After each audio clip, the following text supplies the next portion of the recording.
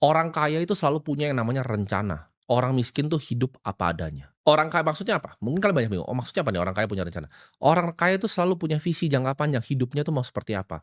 Dia perusahaannya mau dibikin seperti apa, apakah perusahaan ini mau dijual atau enggak dia sudah tahu. Salah satu mentor gua, Pak Toto Sugiri itu tuh pernah ngajarin gue seperti ini. Ketika dia punya perusahaan-perusahaan software dari dulu, dia anggap itu sebagai seniman membuat lukisan. Jadi tidak ada attachment di dalam situ. Dia sudah tahu kalau dia bikin satu perusahaan ini, memang sudah ada niatnya untuk dia menjual perusahaan ini. Jadi orang kaya itu rencananya panjang, dari awal dia bikin perusahaan dia udah tahu ini bahkan lukisan yang akan dijual. Mereka itu kalau mau bekerja bahkan, orang yang kaya itu sudah tahu, ya, kira-kira karirnya ini mau kemana, mau dibawa kemana karirnya.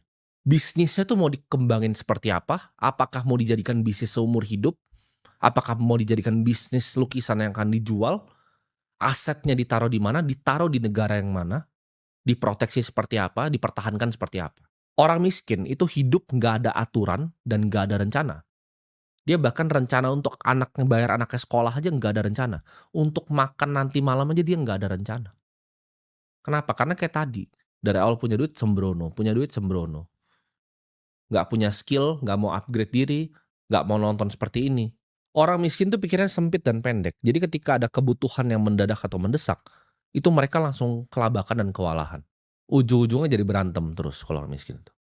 Karena ketika ada hal tidak diduga, yang membutuhkan uang yang dia tidak punya perencanaannya, itu selalu jadi berantem di keluarga.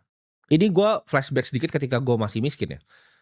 Gue waktu punya usaha, ya usaha dagang, dagang minyak rambut, dagang sedotan waktu itu. Itu bukunya itu nggak jelas. Buku ini gue sebut di sini term akuntansi ya. Bukunya itu nggak jelas. Gue cuma pikir, "Oke ini dapat uang segini, HPP segini, ini bersih." Gue nggak ngerti itu.